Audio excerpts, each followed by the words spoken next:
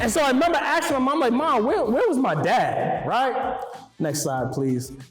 I was like, where was my dad at? And she was like, baby, do you really want to know where your dad was? I said, yes, ma'am, because it's very vital that I understand where my man was at while you was fighting for my life in the hospital by yourself. And I remember she was telling me that, well, William, your dad was at home on a recliner watching a football game, specifically the Patriots versus the Packers. And I'm like, you mean to tell me my man wasn't in the hospital the most important moment, me coming into this world? She said, yeah, baby. He wasn't there. I was there all by myself. And I said, Mom, that's crazy. How my dad wasn't there for me. How my dad never seen me take my first step. My dad never changed my diaper. My dad was never there in any of the moments that I had in my life. And so when I talk about the nightmare, y'all, and I understand that Dr. King talked about a dream, but before we get to that dream, y'all, we have to learn how to be able to navigate through adversity. We have to learn how to navigate through troubling times and hard moments. And so the pressure kept hurting, And I remember one particular Thanksgiving, y'all, my mom was rushed to the hospital because she had a nervous breakdown. And in the moment of having a nervous breakdown, y'all, I was sent to foster care.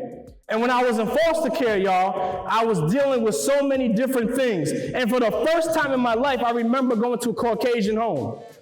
And I'll never forget, y'all, it's the first time in my life that I seen a husband, a wife, and their kids. My mom was never married, y'all. So the first foster home that I went to, I seen family. I'm like, man, I wish I could have that. And then I remember the second foster home that I went to, it was one of my mom's friends. And I'll never forget being in the home. Now, this is supposed to be my mom's friend, y'all. Yes, Miss Miles, I'll take care of your son, William. He's going to be okay. But I remember going into another Caucasian home, and when I'm in this home, y'all, I'll never forget, they treated me like I was nothing. They had me sleep with the cats.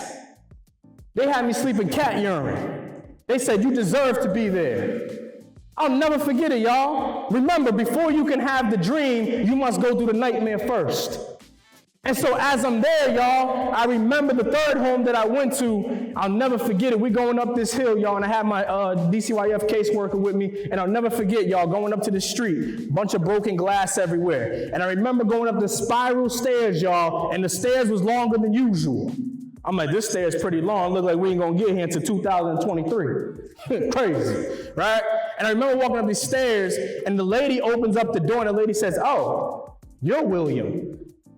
And my caseworker said, yes, this is William. He'll be staying with you. And I remember being in this African-American home. And as I'm in this home, again, I'm being treated like I'm dirt. And the only thing that I can remember, the only thing that I wanted to understand was, where was my mom? And every time I asked for my mom, they were like, William, your mom is at the hospital. Your mom is going through some tough stuff. I said, I don't care what she's going through. I just want to see my mom.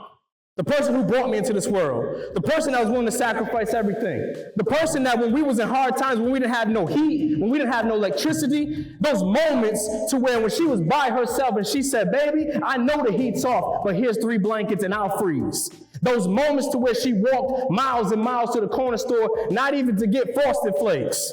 Y'all got the luxury of having Frosted Flakes today. We had corn flakes back in the day and we had to put some sugar in it. Right? And I remember she would walk and come back home and bring them to me, and she would say, baby, this is for you in snowstorms, y'all. And so, again, before we can get to the dream, we must get to the nightmare. And I remember my mom, after she got out of the hospital and I was able to be rekindled with my mom, I asked my mom, I said, Mom, how was it being in the hospital? How was it being away from me? Like, what was the issues that you was going through, Mom? And she was like, baby, that doesn't matter. The most important thing that matters to me right now is the fact that me and you are together once again. And I remember from that day forward, I said, I gotta make sure that my mom is proud. I gotta make sure that I do the best I can for my mom. My mom deserves that.